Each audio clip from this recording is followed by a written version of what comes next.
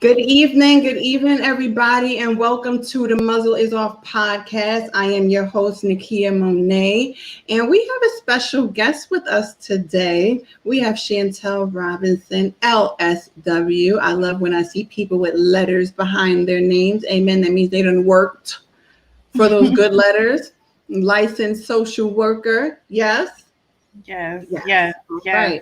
So we have Shantel Robinson here with us today, and on today's episode, we are really going to kick off this month's discussion where we are really talking about mental health, mental wealth, and the road to healing. And one of the reasons that I wanted to talk about this is because I believe that it is something that is extremely important for us to discuss. It's extremely important for us to unpack it because many of us suffer from some form of a mental health related issue. And a lot of times we don't even know that we're suffering from it because it goes undiagnosed and it goes unrecognized for so long until finally, a situation arises and then boom, here we are, And I just really thought that it was something that, especially in the days and times that we are living in right now, where a lot of us have been, affected by COVID-19. We've had to social distance. We've had to disconnect from friends and family. We really just had to do so much that it can literally drive us into a place of feeling down. It can drive us into a place of even feeling anxious. And with a lot of the lack of understanding and the lack of knowledge that we have surrounding even the times in which we are in, it literally can, in other words, drive you crazy.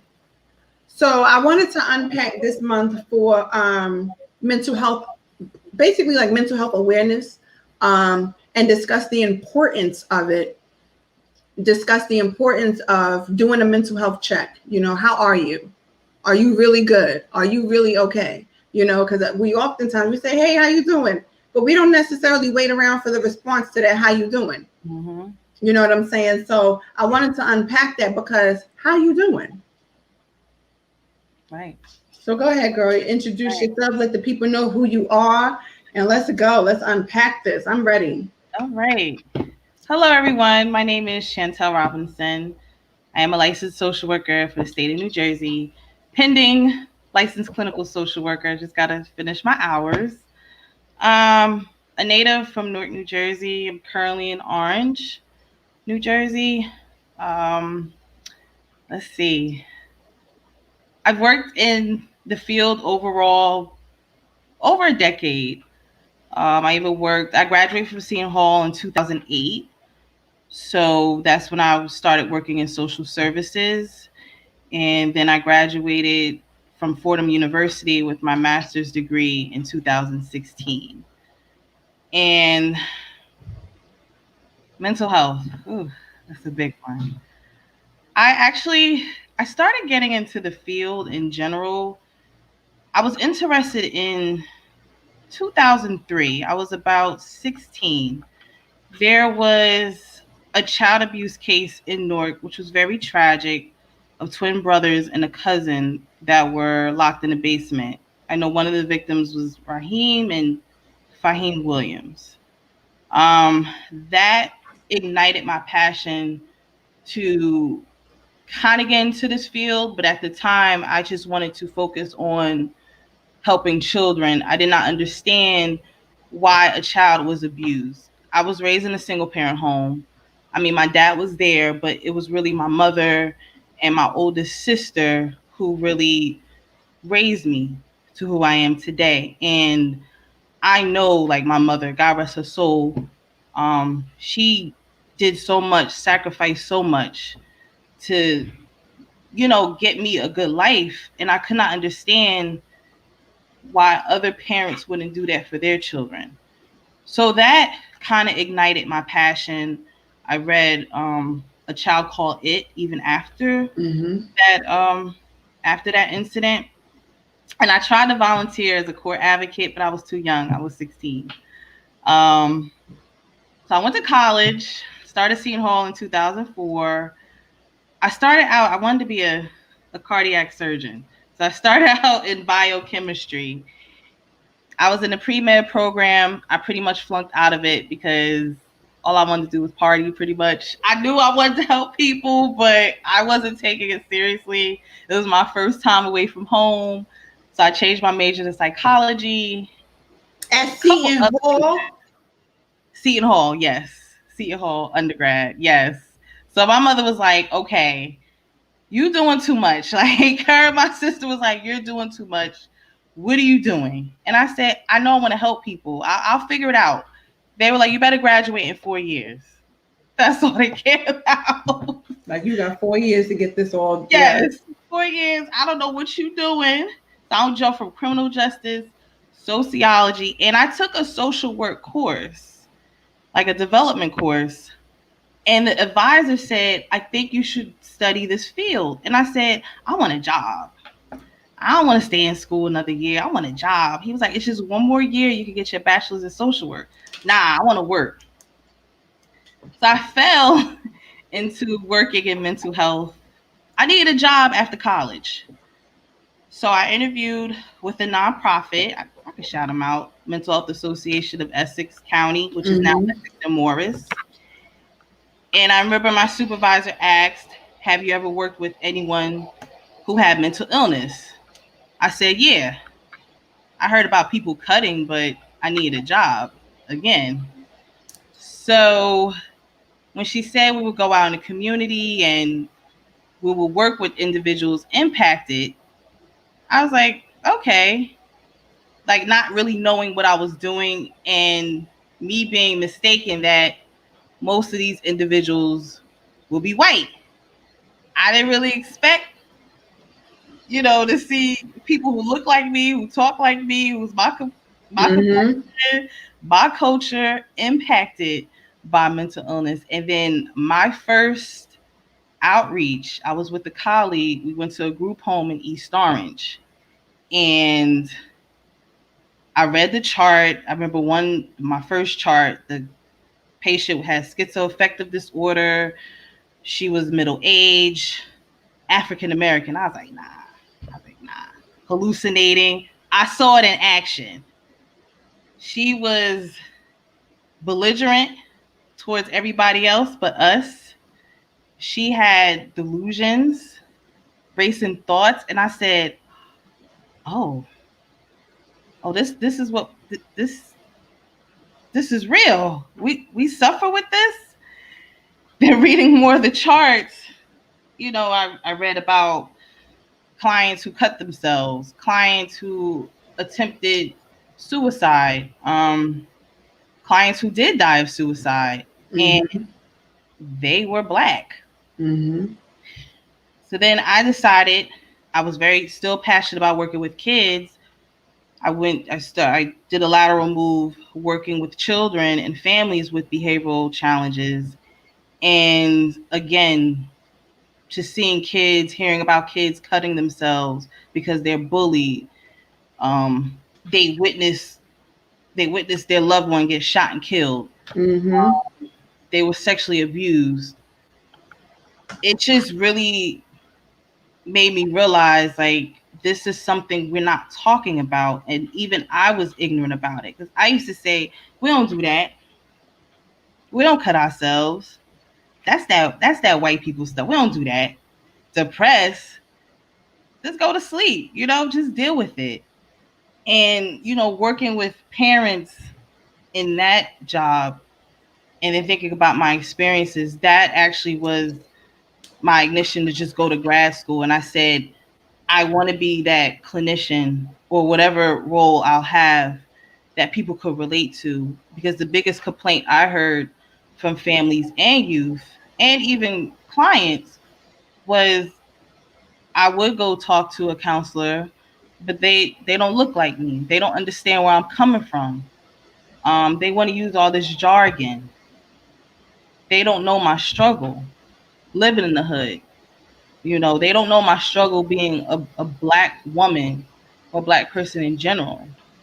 So that really kind of fired me up to really work in this field. And then also working in various settings, Essex County Correctional Facility,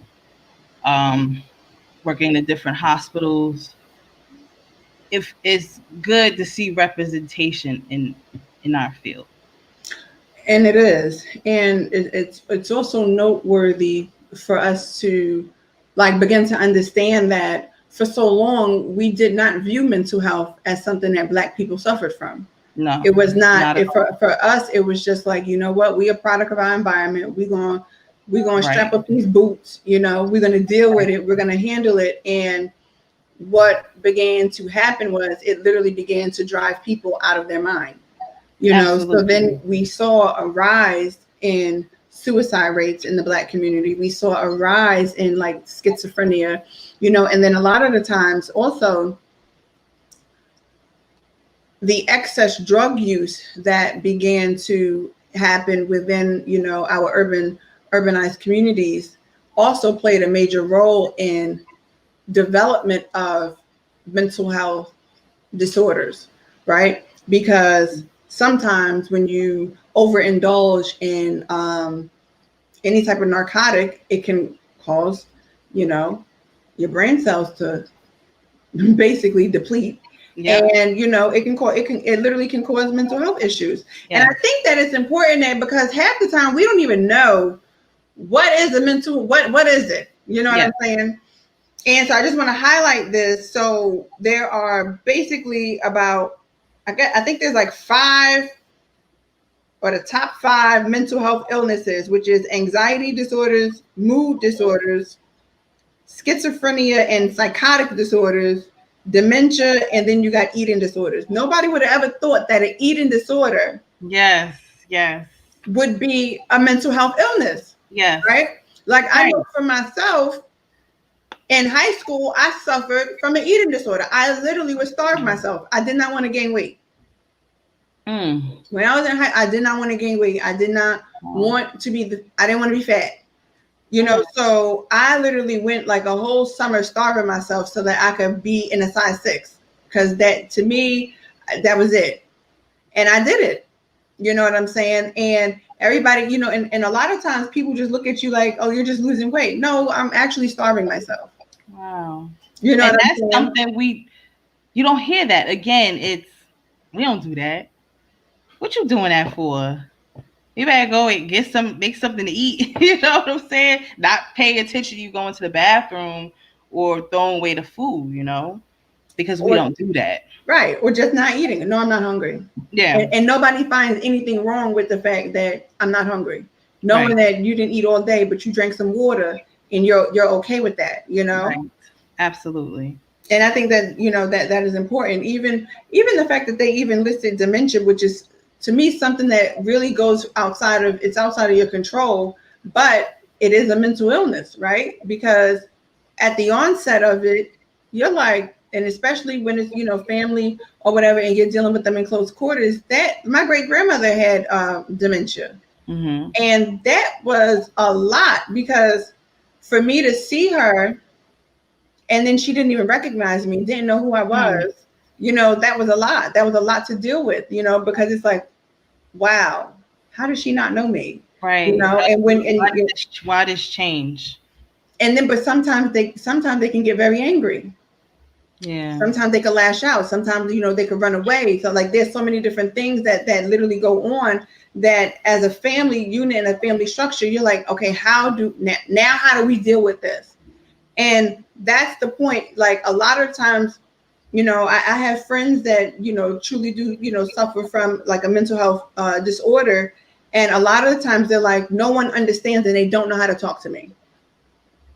How do you, as, you know, LSW, how do you deal with that? Because you counsel people that pretty much tell you that they don't know how to talk to me. They don't understand my family. They don't listen to me. They just want to tell me, just get over it. I don't know how to get over it. You know, so what would you tell somebody like that? Because I think that it is important that we begin to understand that language is extremely important when you're dealing with someone that is literally suffering from some type of anxiety or depression disorder. You just can't tell them to get over it.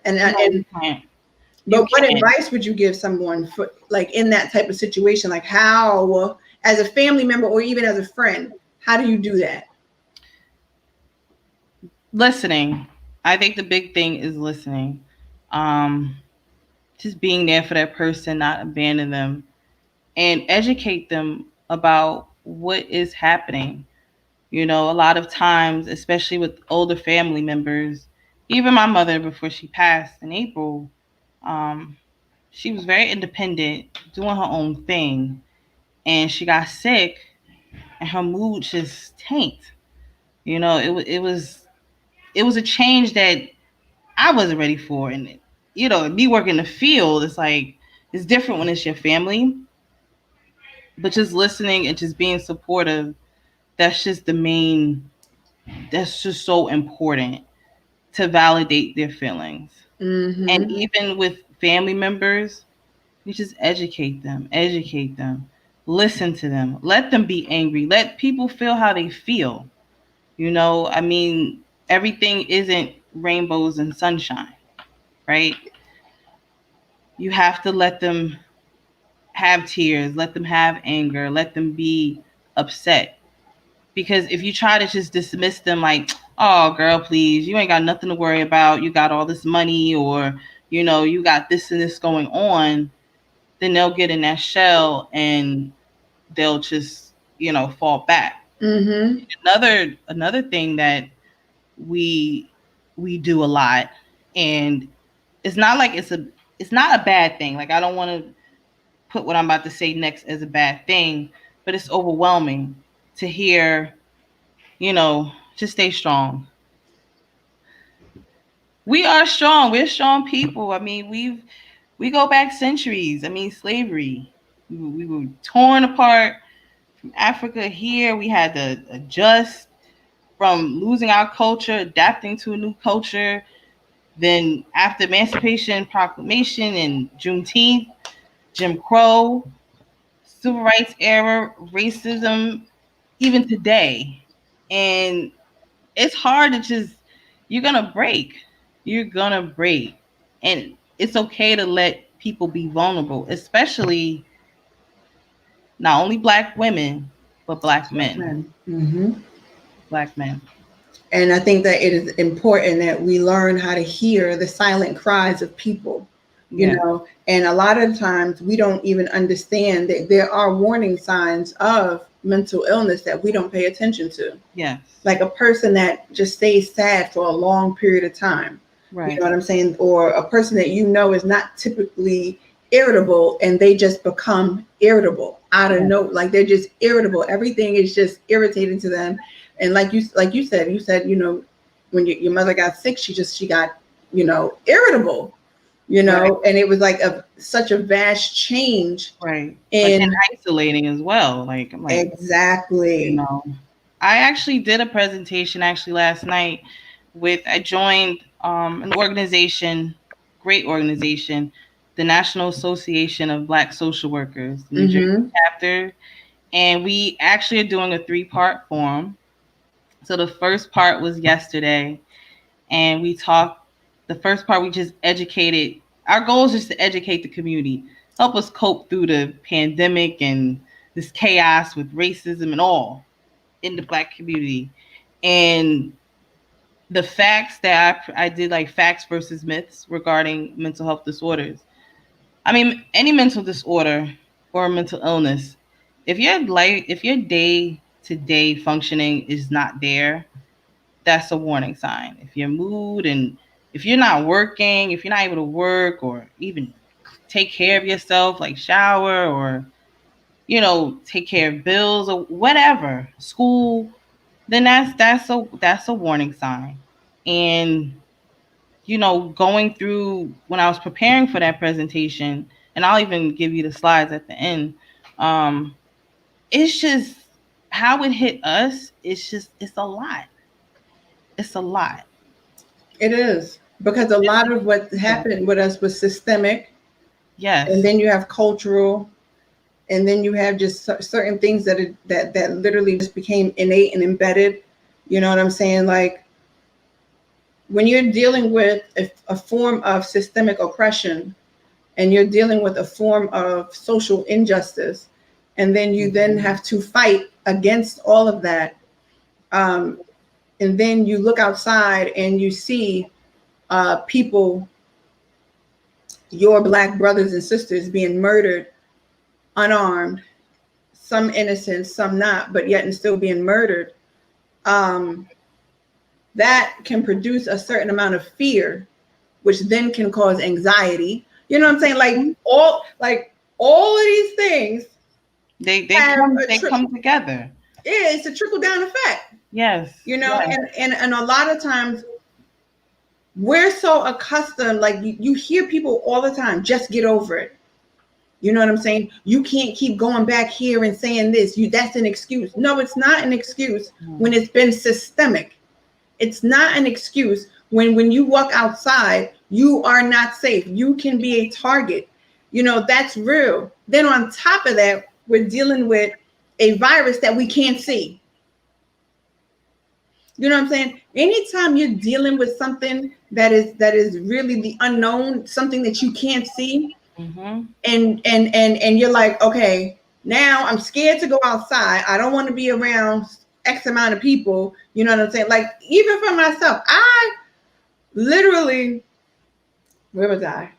I was with my family for my cousin's funeral or whatever, and you're amongst family, right?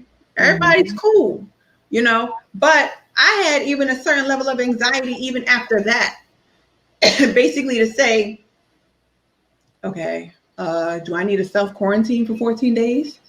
That's real. Yeah. But we don't want to deal with like what's real. Like we want to make it seem like everything is an excuse. No, this is real, because this is how fear and anxiety works together. Yes. And this year alone, I mean, 2020, I'm a yell Jumanji at 11:59. This year is just a mess. Okay, it's been game over. Yes, game over. I mean, just back-to-back issues. I mean, even before like this pandemic, I mean, Kobe Bryant died. You know, I mean, a lot of men I knew on my timeline, even myself. Like, I'm like, holy crap! Like, it was just, it hit. It just. That hit in a totally different way. Because I literally was sitting outside waiting for a church service to start, in the car, freezing cold, you know, and I see it pop. I said, wait, no. Right, yes. I was with my sister watching TV, and I was like, wait a minute. I was like, are we seeing this? Is this correct? You know? And the deep level of grief. And that's one of the things that, you know, sometimes if we're not allowed to grieve properly, whatever it is, and that's the other thing, grief is major. And oftentimes we hide our grief because we're like, okay, I got to keep it moving. I got to keep going. This and the third. Failing to realize that a lot of the things that we do in order to fill that void of that grief, when all of that stuff go away, you still got to deal with it. Yeah. And it can leave you feeling with a certain amount of, you know, depressive thoughts. It can also leave you with a certain amount of anxiety over the situation. Like when you think about it, your body just automatically reacts. And even sometimes when you're not thinking about anything, and next thing you know, like, as I know for myself, there could be days where I'm like, I'm not even doing nothing. And next thing you know, my heart just starts racing. Like I'm like crazy, and I feel out of control. And I'm like, okay, this is an anxiety attack. What am I going to do? And it's like I immediately have to begin to speak to myself and do something that'll shake whatever it is that my body is literally reacting to, that I have no idea what it's reacting to. You know, which then can form into like you can literally have certain levels of like actual panic attacks. Yeah. I know for a long time, for like probably up until like earlier this year, if I saw like, so I watched this one reality show, and the woman was pregnant and they were doing her sonogram and they were hearing the heartbeat for the first time. That threw me into a complete panic attack. Like I was like, And I literally had to turn it off. I had to divert myself from that and then understand and deal with the effects of it, right? And a lot of times what we don't understand is that sometimes we actually do have triggers. Yeah. And we have to learn how to deal with those triggers. You know what I'm saying? Everything doesn't necessarily have a trigger, but a lot of things we can be triggered by something, which will then cause some type of, anxiety attack, panic attack, some type of, depressive thought, even suicidal thought, even, which is where people start getting, with the cutting. I forgot, the cutting is called something, but self-harm. Mm-hmm. So, and they're triggered. Yeah. How? See, here's the thing. For me, like, one of my friends, she always, like, she uses me as a person to listen to her, right? Mm-hmm. I told her, I was like, I'm not equipped to deal with mental illness, right? I'm not equipped for that. I know that. Why? Because I believe that that's a specialty, and it takes someone that has literally studied a lot more than my little amateur Google knowledge and, reading and watching the news on stuff, right? But how would you, I guess, instruct someone on how to deal with those triggers? Recognize them. That's number one. Don't fight them. And that's good. Don't fight them. Don't fight them. Friends and family are very important for support. But like you said, if they're not equipped, or if they don't understand, or even if they are equipped, you're not their client per se. So it's okay to talk to someone who is from the outside looking in and can help you manage your day to day. I mean, my mother was sick for a while. January, she was really bad. Right when the pandemic started, not even a full week, she went in the hospital, and I could not see her. That's when they shut down everything. So my sister and I were going through it. I FaceTimed her. Like, weekends are kind of rough for me because the last time I saw her was on a Friday. She passed on a Monday. My friends were there. My support system, I'm so blessed to have them. But it was different because we couldn't get together. Like, us Black folks, somebody died, we have a little repast. You know what I'm saying? We get together. We have a good time with one another. And we celebrate their life. Right. I literally was like alone, and it was rough. Because my sister's in South Jersey, I'm up here. But, with our towns, we had the mandatory quarantine, Orange, East Orange, North. Yeah. They had us on the bad children's list. Sit still Monday, whatever. So we couldn't do anything. And I worked, I showered, and I was on my couch. And I didn't want to be a burden to anyone. This is coming from a licensed social worker. And they told us, like, in school, it's okay for us to speak to someone. I'm like, I don't think I need to do that. I'm licensed. Yeah, right? Like, I'm like, I can handle this myself, but knowing that I'm, like, after work, I literally close the laptop. I'm just on my couch. I'm sleeping maybe 2 hours. I'm eating like crap. It was just like, okay, like, something's not right. I need to change something. It was just back to back between that, another loss, ending a relationship. It was just like, I was like, oh my God. I was like, I know I'm gonna have a breakdown. So before I have a breakdown, I need to talk to somebody because I don't want to have my friends go crazy. And that was my trigger. I'm like, stress back to back to back regarding loss of my mother, regarding loss of relationship, regarding, being isolated. That's when I was like, I need to talk to someone, which I did. There's nothing wrong with talking to someone. And I went, and I'll give you some resources as well. I went on therapyforblackgirls.com, Found a therapist. Had therapyforblackgirls.com. therapyforblackgirls.com. Put that in the good comments. Therapy. Yes. Therapyforblackgirls.com. I can actually put in, I don't know if I can put in the comments. That site, you could search, do a little search. That, psychology.com. They have therapyforblackmen.org. And I was like, you know what? I need to talk to someone because I'm about to have a nervous breakdown. I still got to function and do what I got to do, or I ain't going to be right. Right. And my first session, I was like crying. I was like, oh, like I was just getting it all out. But you need to do that. It's okay. But that's part of it. It's okay, Like you said, and it is okay. And that's one of the things that we have to realize, that it's okay to not be okay. Yes. Period. Yes. We can't be Superwoman all the time or Superman. It's impossible to do that.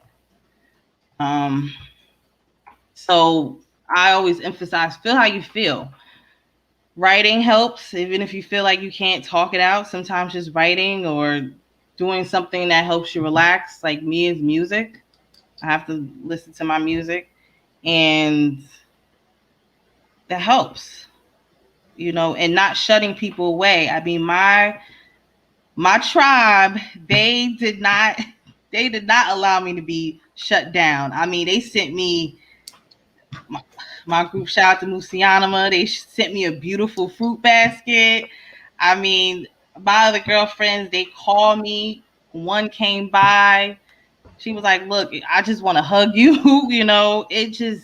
It means a lot. So, just being there for that person and letting them just get it out. Even my sister, I stayed with her for some time. I know I got on her nerves because I'm eating her food and not cleaning up after myself. She probably watching, talking. Like, yeah. She did that. Mm-hmm. All up on my couch. With her, having memories, and just recognizing it's all right to just, you don't have to be, it's not always rainbows and sunshine. And it's not like July, I damn near had a nervous breakdown here in my house. And I was on the phone with my sister just crying. Mm-hmm. And she drove all the way up here. She lived down in South Jersey as well. And she literally drove all the way up here like, Kia. And I was like, I can't deal with this. Mm-hmm. You know what I'm saying? And like, that's real. And people have to understand, like, when you experience traumatic experiences in your life and they begin to just pile up, and you're just like, oh, you just want to scream. Yeah. You can't deal with it. You know what I'm saying? Right. And it's okay. Right. That's why I put that comment up there, like, it's okay to not be okay. And it's okay to admit that you're not okay.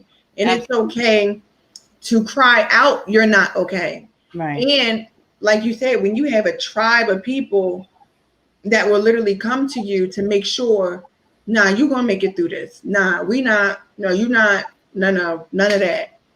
Yeah. You know what I'm saying? You gotta get this out so that you can move forward. Right. You know what I'm saying? And that right there, was extremely important in my bounce back, right?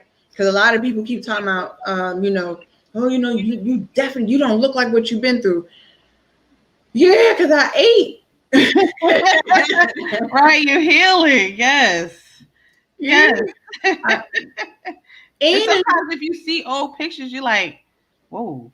Listen, you saw I put up a good post today. When I started out this morning, I was like, wait, who is that? Mm-hmm. Looking all unhealthy, like thinking no. And the crazy part about it is that back then, even when I took their picture, I thought I was fat.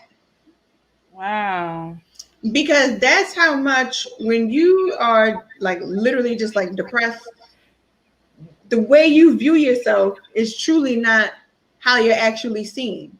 Mm-hmm. So, back then everybody, because you can put on a facade all you want. Like everything's okay, it's good. And no, I was literally living in hell, thinking that like a few weeks after that, once he and I got married, thinking that hell was over. And I was like, oh, the hell had literally just begun. What I was in was pre-hell, okay?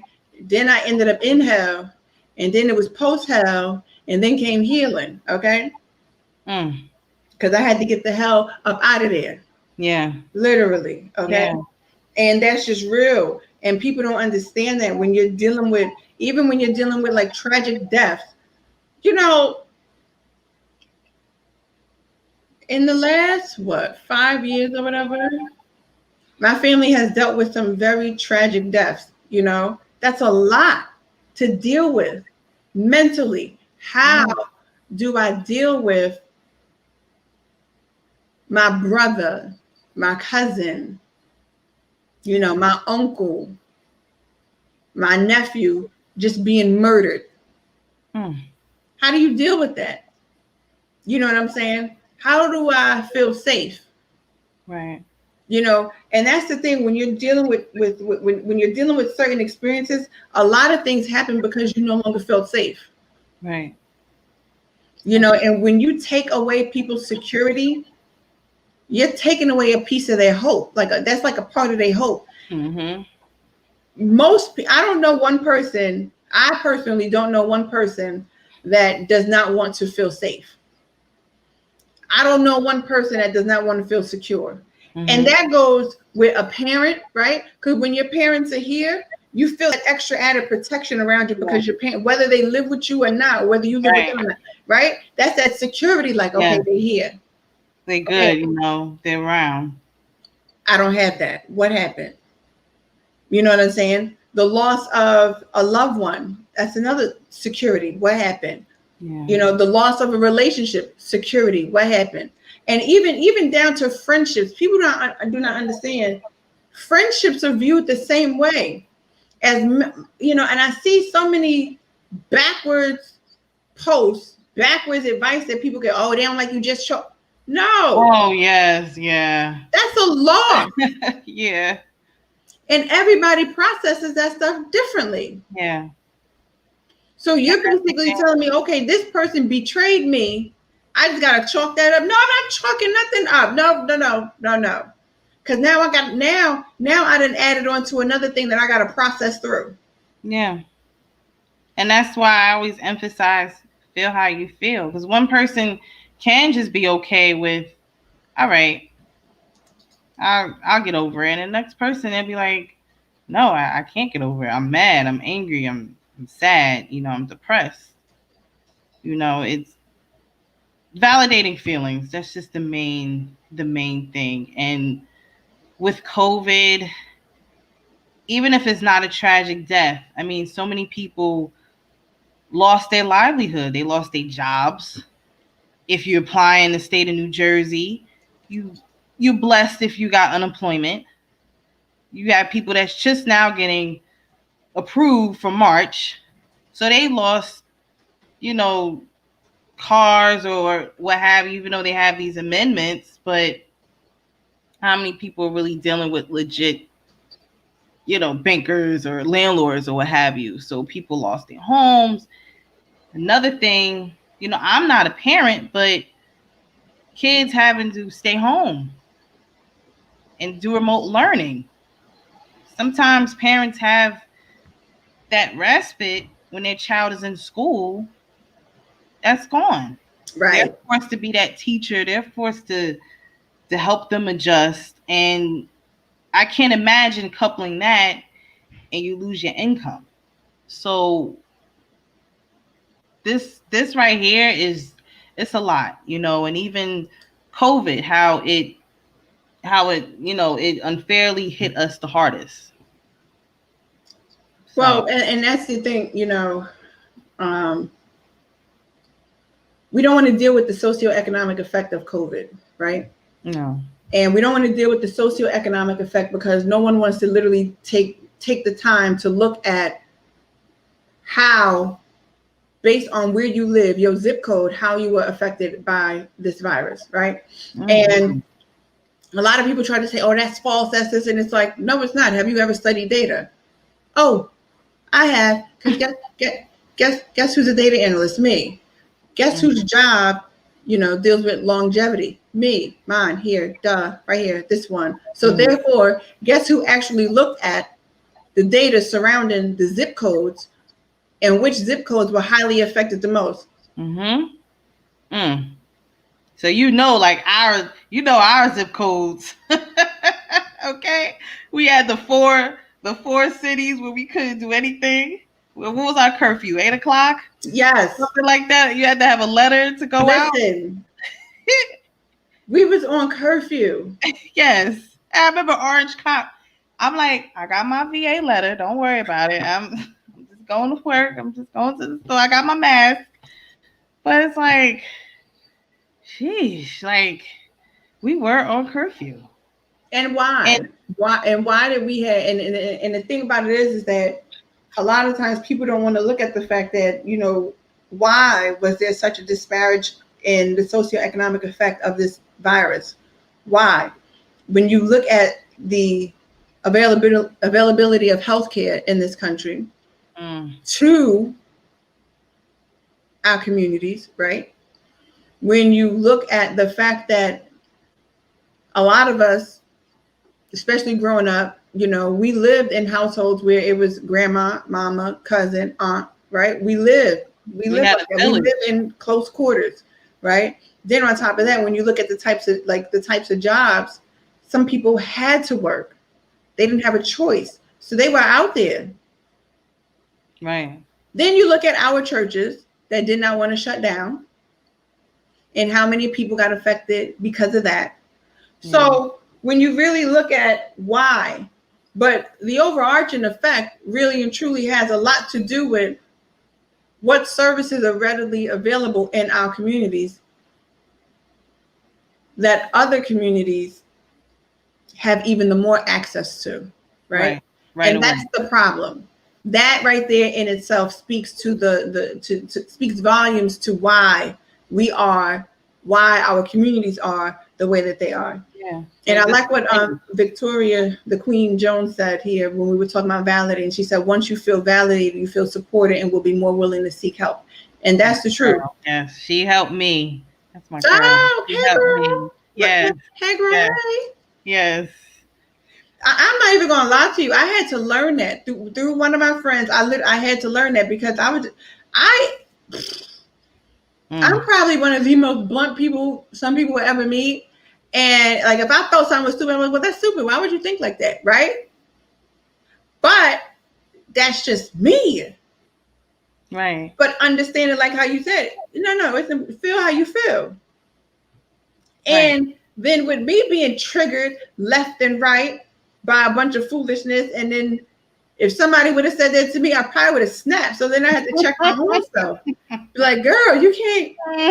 But it brings you to a level of understanding, right? So that you understand what someone else is going through, you know. And I had to understand how to listen, because I am like the problem solver. Like in my mind, I just want to solve your problem. And this is what you need to do. Here's the 10 steps, and this is what you need to do. Yep. And be on your way and be good. But when it comes down to that, there is no right way to solve that problem. Mm-hmm. When someone's saying, I'm having an anxiety attack, I'm having a panic attack, and I don't know what's happening. Mm-hmm. I just need to talk. I just need to do this. I just need to do. I don't know. I'm feeling out of control. Right. Like that out of body experience, but not a good one. Is you feeling you don't feel right. Right. And I'm like the person, well, just breathe. Yeah. And that's why, like, until I went through it, I was like, that breathing, that ain't working. Right.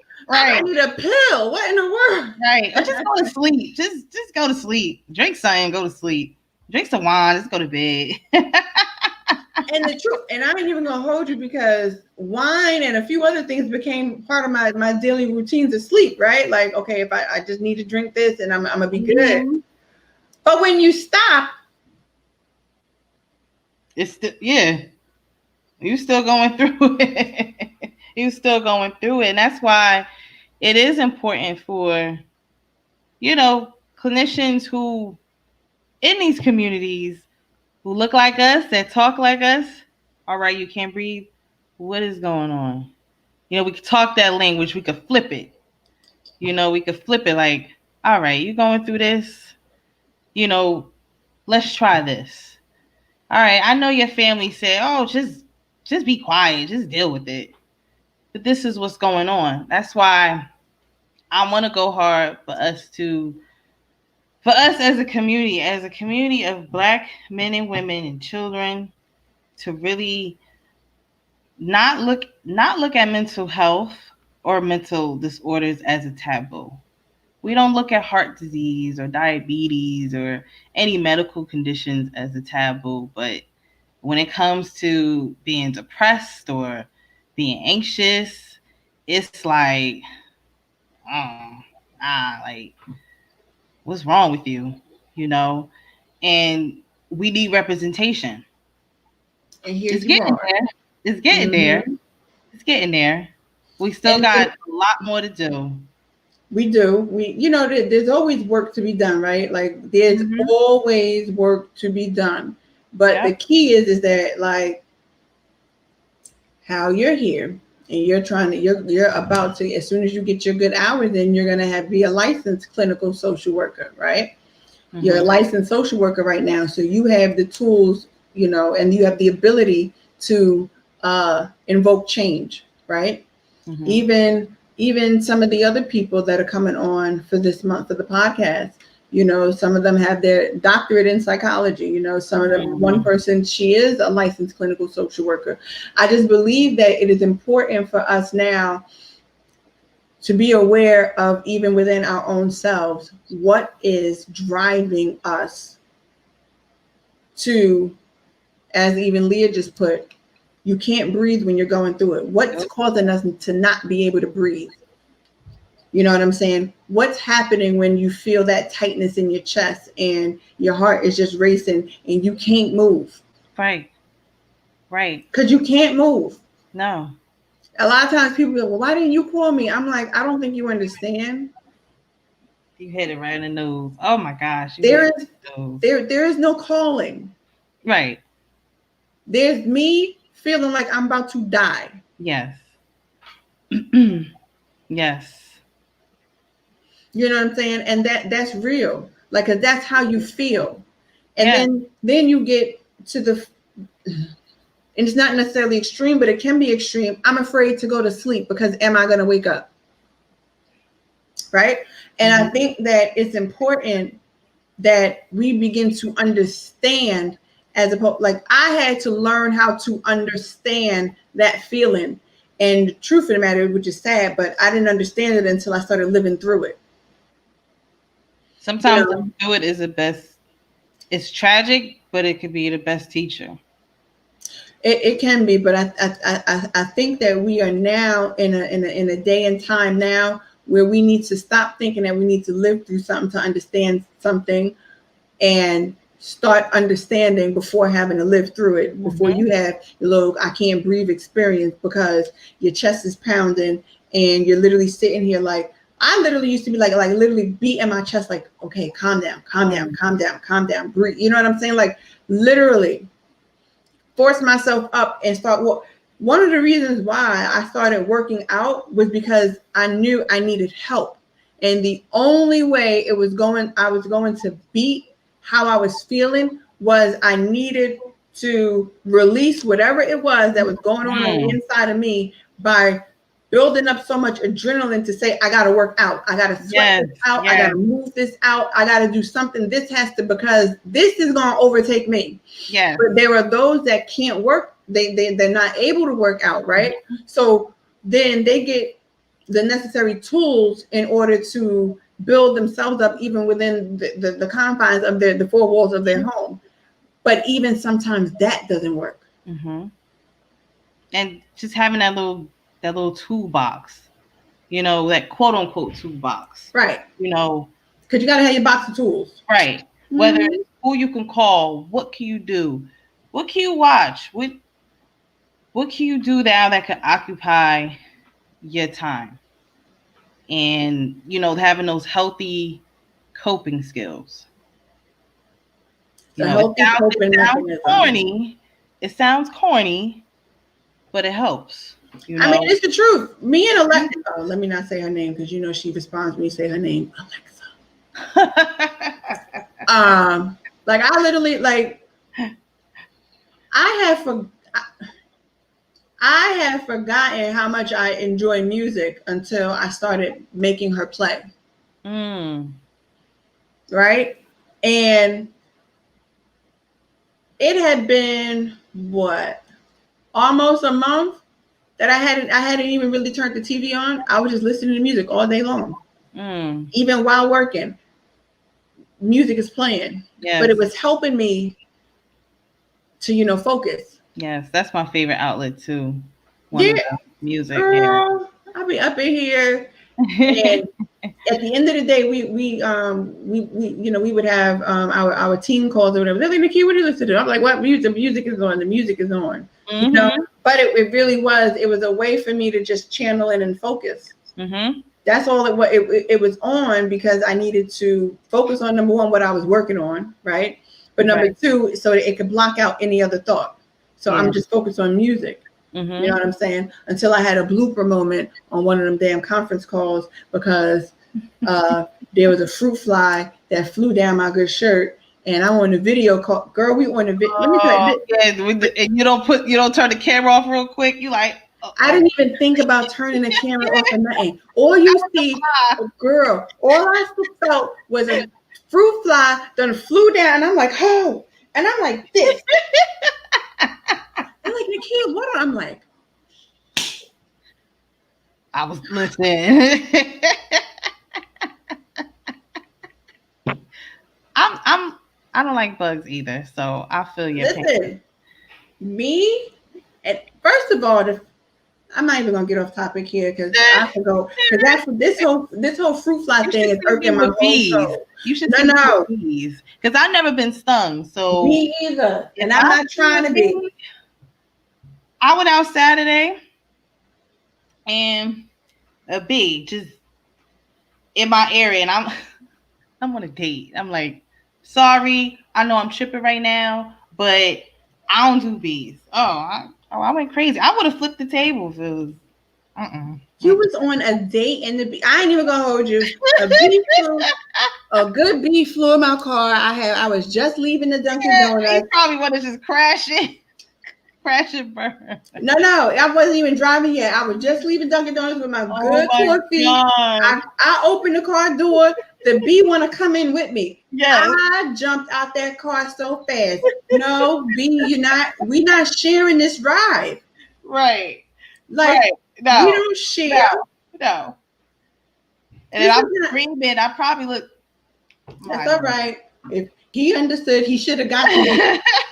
Did he at least try and swat it? He was like, stay calm. I was like, stay calm. No. Then he tried and swat it. He did. He was like, so I'm like, all right, then he's all right then. As long as he tried to swat it, he's all right. Because if he was running and you was running, I'm looking at you sideways, okay? No.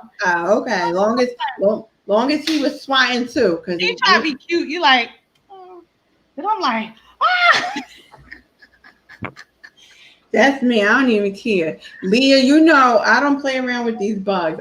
She said it. I do not play around with these little creatures that the folk want to act like I see. Sapphire. That's Tiffany, right? Yes. See?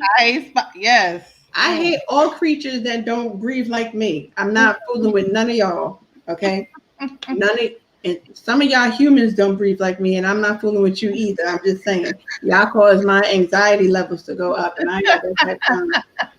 The Bible told me be anxious over no thing, and y'all caused me to be anxious, so I can't deal with you. You are out. As they used to, what do you used to do? What do you used to do? Never mind. You know what? Sorry. Y'all know I'm going to joke. I don't even care. See, joking is a coping mechanism. Some of y'all need laughter in your life. Right. Laughter is good for the soul. You got to be able to smile and laugh, okay? Yes. Listen. No, ladybugs are not I don't like them either. They like to drop on you let me tell you something. Hey, good luck though. Let it drop on you. Okay? I mean, I freak out at first, but I cannot deal. My heart. Let me tell you something. Like how she said she hates spiders.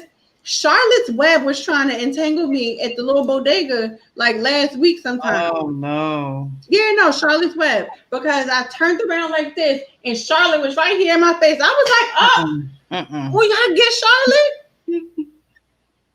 I was like, Poppy, what's going on? He was like, I'm sorry, mommy. I'm sorry. I'm like, fine. Over here about to make me have an anxiety. Like, calm down, guys. It's okay. No. Yeah, calmate. No, ain't no calmate. Get Charlotte over here, sir.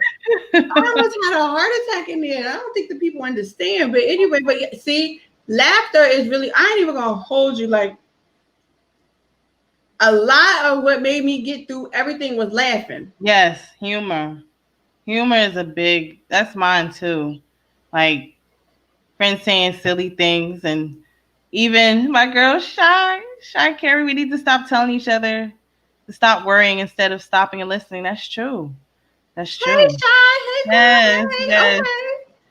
Those that help you get through girlfriends. Yes.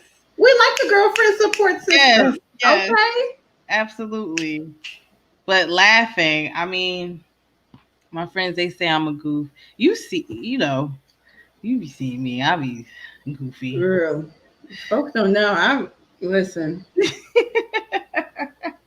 Because you have to. I ain't even gonna hold you. Have to crying sometimes. Yeah, or even I'm gonna cry laughing. I don't even care. Like, make me say something, do something. You know what I'm saying? If it ain't me busting a joke, somebody gonna bust a good joke. Right. Like a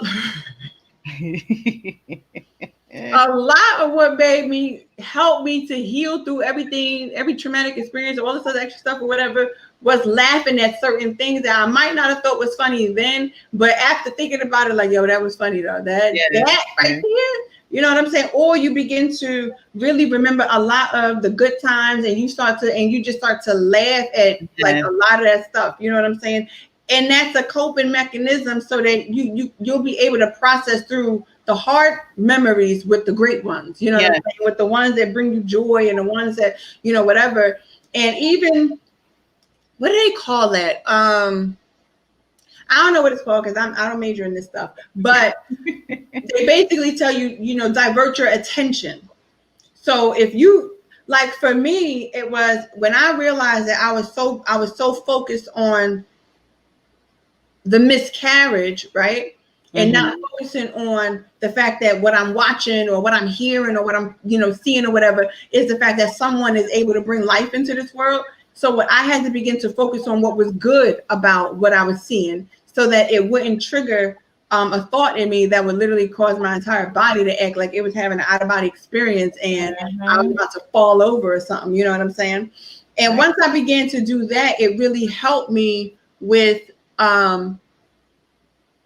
channeling in that trigger to where it's no longer a trigger, where it's like, you know what?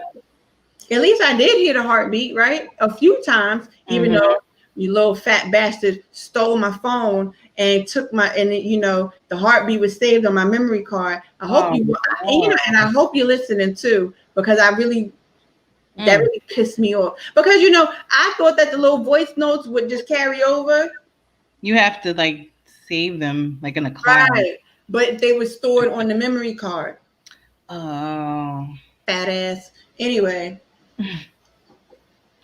Stole my damn phone. How you gonna steal my phone and my good little heartbeats was on there?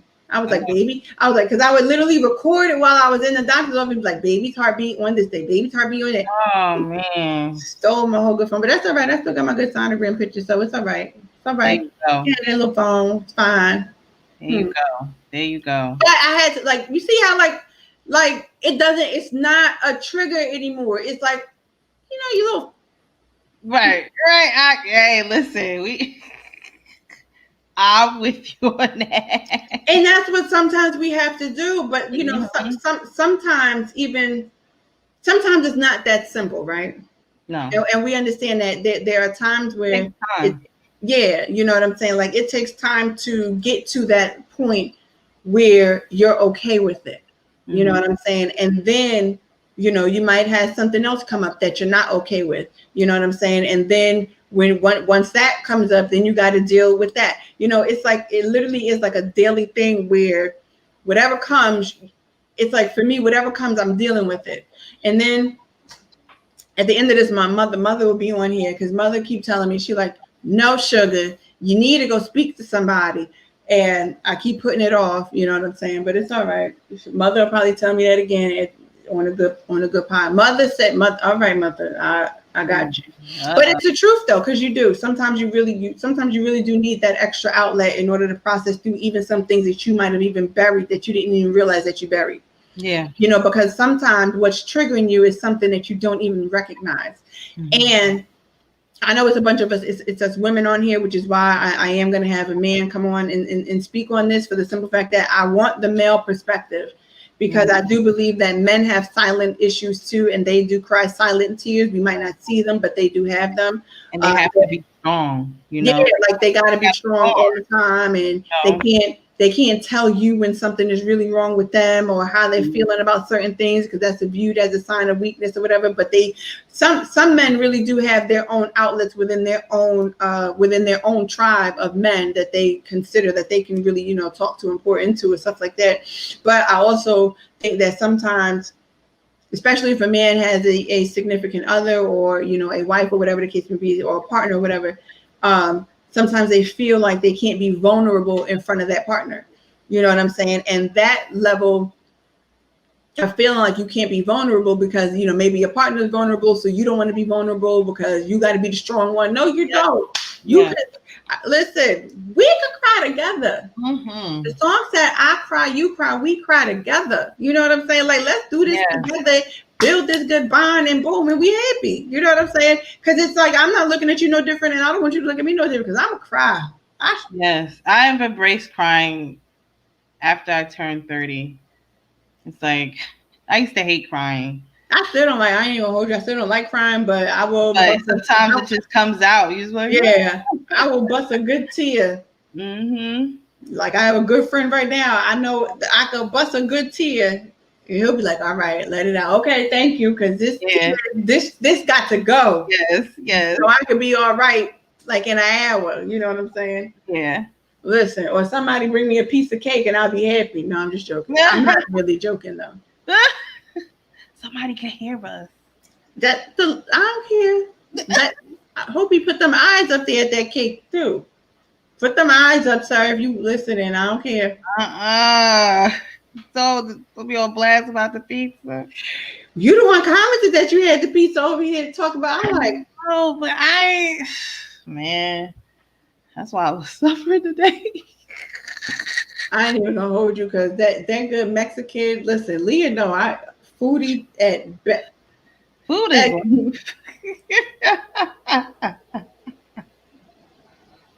It is. I love good food though. Good food make you happy. And then you know what? And I ain't even gonna. Let me tell you what this is what people have to realize. You sometimes, even in your darkest moment, I kid you not, the month of August was very rough for me. It was rough. But I kid you not, I literally sat back today and I was looking at, like, I was going through my phone looking at pictures, and I saw a picture of some food I cooked. I was like, yo, that's a pretty plate you was cooking. You know what I'm saying? So when I look back, I'm like, I got through it by doing different things that could make me happy. Right. Cooking, I have found now that cooking actually makes me happy. It's a therapeutic. It never used to be before. I actually didn't like it, but now, and then I had to remember I had got like a prophetic word back in 2016, and the dude said, because I was like, he looked at me, good apostle. He was like, you cook, don't you? And I'm like, and then here goes the good ex. Yes, she does. I'm like, oh goodness. No, but at that time I really wasn't cooking like that. Yeah. You had collard greens, so really, my greens are good, though. I tell you that they are good. I try them. All right. I'll make them one day. They good though. And I remembered that because I was cooking, and I was like, oh snap! You know what, dude? Because now I be making up little sauces and stuff. figuring stuff out in my head and stuff. Like, oh, you know, if I put this in there and I do that in there and I do this and then I do that. Yep, that's the best way. That's the best way. I'll be up in here creating, okay? Yes, that's the best way. I'll be up in here creating some stuff, okay? I was like, oh, you know what? I'm going to do the cauliflower rice with this, and I'm going to do it like this, and then I'm going to put this and then herbs and stuff. I never knew what a basil was and none of that. I happened to see it in the grocery store in the little tube that you could just squeeze out. Boop. They had that little. I was like, what is this? I'm going to buy this. I'm going to try. I'm going to do something with this girl. Put it in the little. It was so cooking. Figuring stuff out. Yes. And it helps. Yes. With the good music playing in the background. Oh, yeah. It's a done deal. And what I will also say, for those of you that are really watching or whatever, and that will listen to this after the fact, sometimes you do need to take a break. And it's okay to take a break. Because I will take a break. Mm-hmm. You know what I'm saying? Like the last. See, Tiff says she used the squeeze basil for her garlic, but see, girl, I'm over here cooking now. Okay, right. I'm coming up in this game. Yes. Okay, listen, doing stuff over here. Okay, I'm figuring it out. I'm like, right. That little squeeze basil, but like the last 2 weeks on my job, I had been working crazy hours. And Monday, I just told them, I said, listen, I need a day off. Like I needed a day off. And sometimes you literally have to reset your mind, take it away. And then when you come back, you're like, whew. Like today, I was working today. I was like, okay, what do I need to do? But I had a clearer mind to do it because it was no more. I was working crazy hours, 1 o'clock in the morning, 2 o'clock in the morning, 3 o'clock in the morning, like just crazy, trying to grasp and get my hand around doing something that just wasn't really working properly, working out the way any of us had really anticipated it. You know what I'm saying? So I think that it is important for anybody to realize when you are experiencing burnout and you're experiencing a certain level of just feeling overwhelmed, stop. Yes. I've had a personal experience with that at an old job before. I didn't even know what self-care, none of that was before I even went into school. I get bad migraines.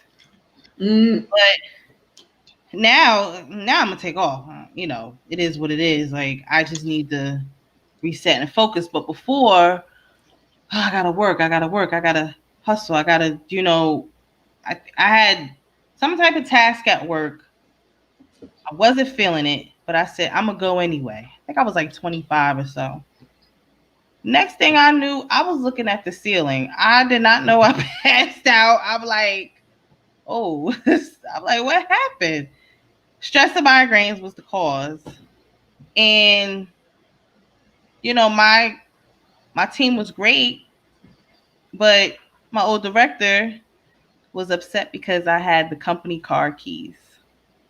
And he demanded for me to find a way to get the keys back. Luckily, my colleague, she lived close to me. She grabbed the keys. She said, don't worry about it. And I said after that, if I'm not feeling it, or if I'm not feeling well, I'm not going in. That is such the wrong attitude to have. Yeah.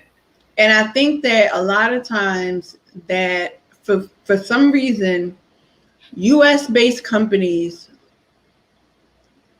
have no idea and have no understanding of work-life balance. Mm-hmm. Now, let me say this. What I will say is that my job did not put a demand on me to work those hours. I put the demand on myself because I wanted to complete something and understand the results that I was seeing, right? Mm-hmm.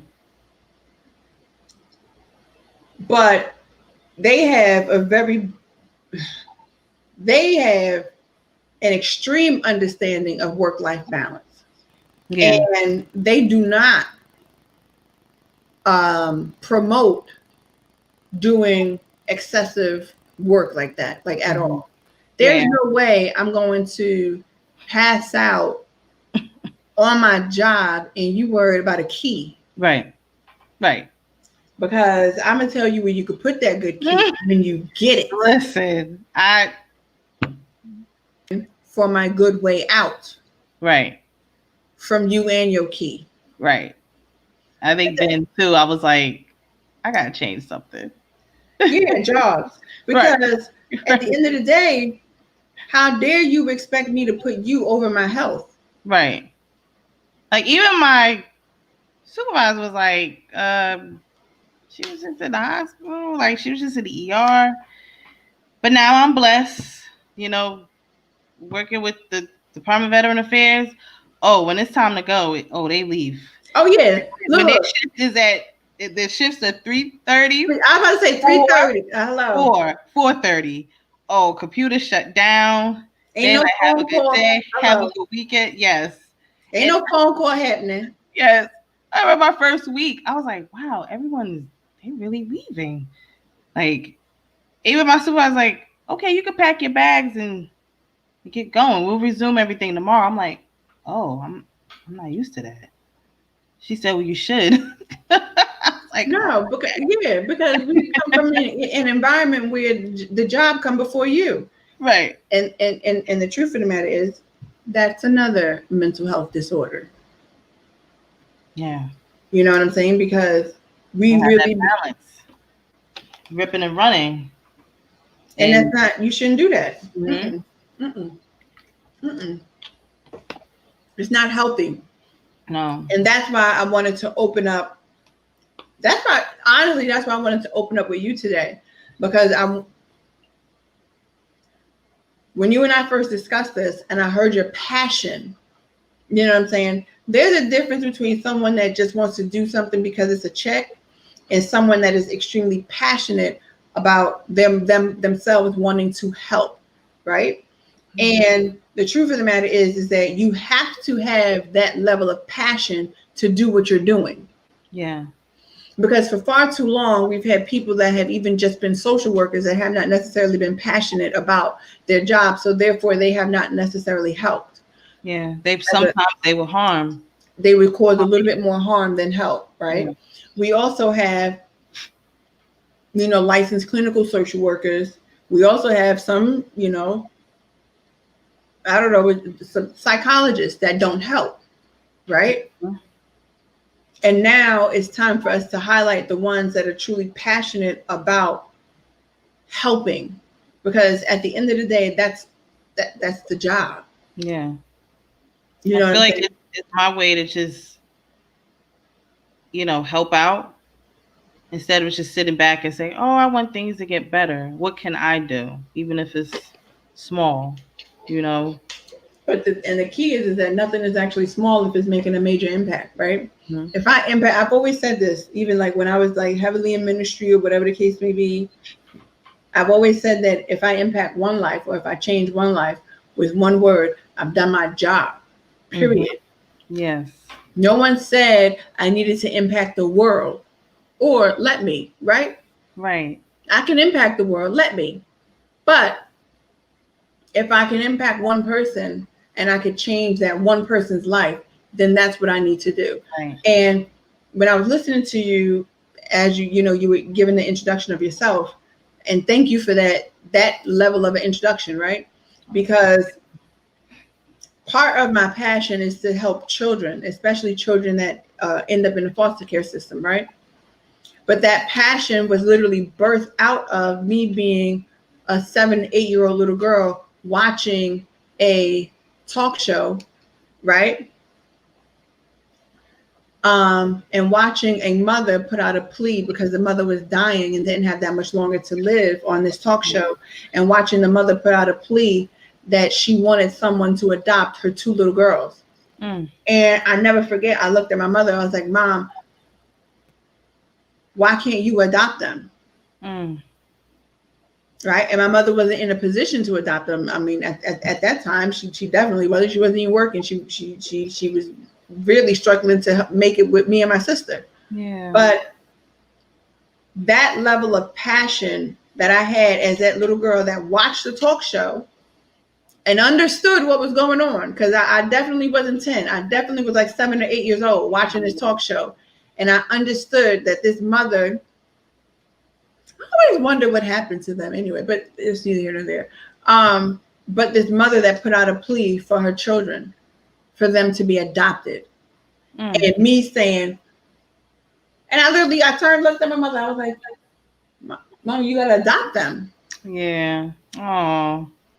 So I believe that one of the greatest things that we can do is live out our passion. What are you passionate about? Because whatever it is that you're passionate about, that's your purpose in this life. You know what I'm saying? And we have to start living like that. I need to live out my passion. That is part of the reason why a lot of people don't necessarily, I mean, half the time it's because I can't remember what these tattoos say, because since the man put my good head through that car window, I have memory issues or whatever. So a lot of times I have to go back to the actual picture of it and be like, oh, it says this. But like this tattoo literally says, my pain is my passion. And I turn my passion into my purpose, right? Like that's everything that I suffered through in life, all the pain, it built up in me enough passion, because to me, that was painful watching a mother say, I can't take care of my kids. I'm going to die. And I want them to be adopted, and I want them to stay together, and I don't want them to be broken apart. I want them to grow together, right?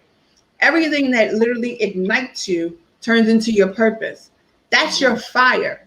You know what I'm saying? And I just believe that that's how we are to live, period. You know what I'm saying? Like a lot of people, you know, a lot of us work in our corporate jobs, right? I might not be passionate about what I'm doing. I like it, so therefore I can do it, and I can do it well, right? But what is my passion? I like to write, and I want to help women, and I want to help children, and I want people to grow. That is a passion of mine, period, right? And I think that is important, that how you phrase who you are, because I don't know if you recognize that you did it, but who you are is your passion. That's how you phrase who you are. And when you can literally ignite that within your own self and recognize that, and then say, you know what, I just knew I want to help. And whatever way, you know what, I was going to be a cardiac surgeon. Okay, fine. That didn't work. Seriously. That didn't work. Biochemistry to... But you found what ignited your passion. Yeah. Like you know, I want to work on the hearts. Wait a minute, but you are. See, that's the thing. You are working on the hearts. You're just working on them in a different way. You're not repairing valves and all this other extra stuff, right? No, I'm not. I might not be doing that, but I am doing a repair of the heart. Why? Because now I got to study behaviors of the heart. That's the thing. We have to, like, you never were taken off course. You were just redirected in the course, right? So you had it right. I want to be a heart surgeon. I'm going to do this. But how I'm repairing your heart is I'm going through your mind, because I need to be able to get down into your behaviors. I need to be able to get down into why you do the things you do. I need to begin to understand where did this come from? Where is this trigger coming from? So it's coming from a deep place within the heart. So now I got to begin to shape you, and I got to begin to mold you, and I got to begin to help you to recognize that might be destructive. So you might want to go this way.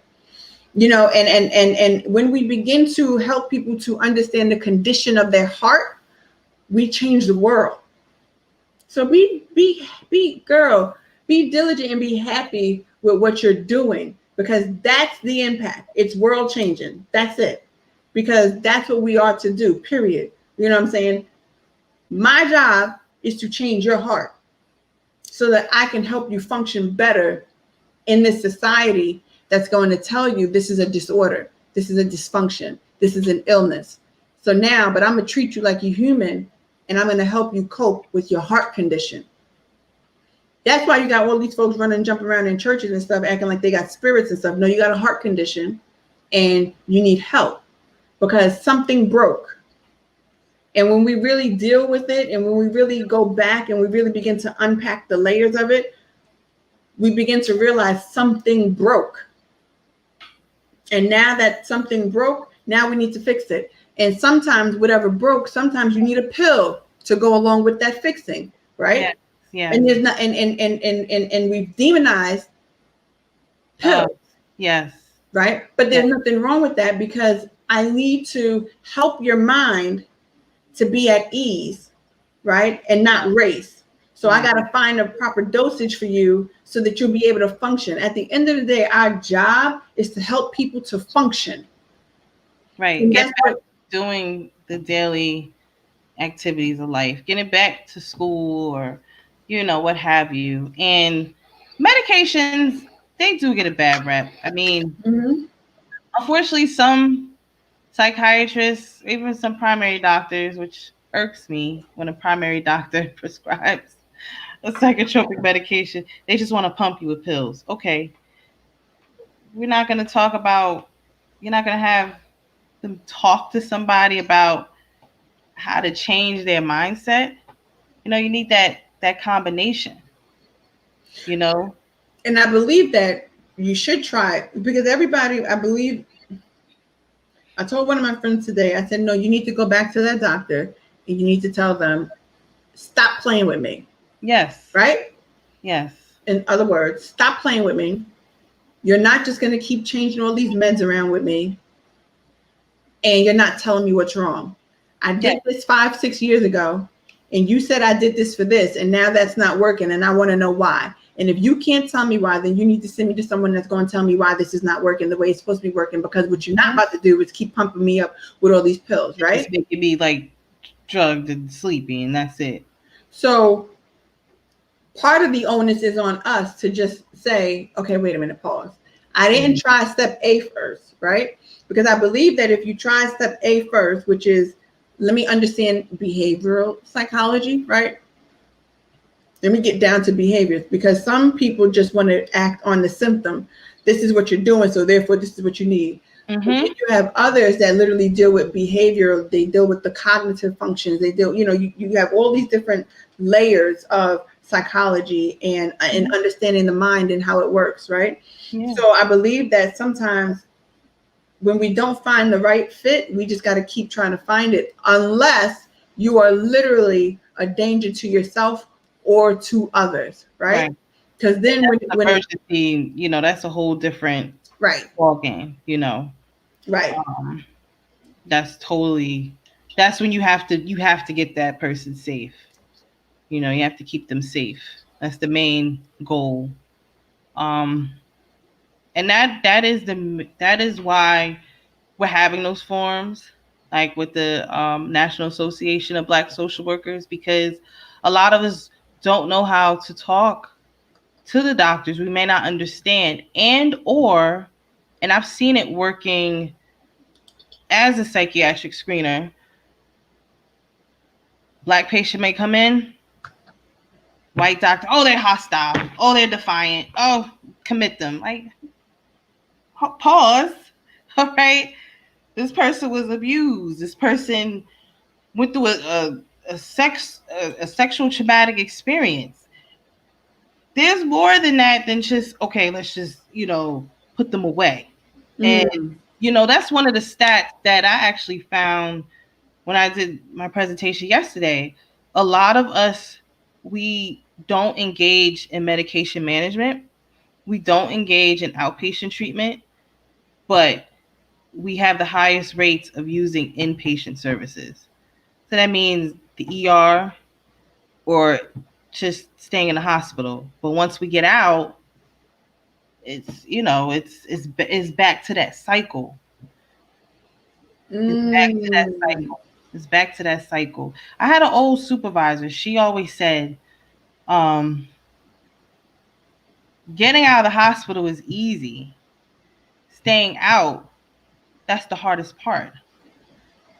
So that means you got to work towards, that treatment, whether it's taking your medications or speaking with that therapist or avoiding those substances.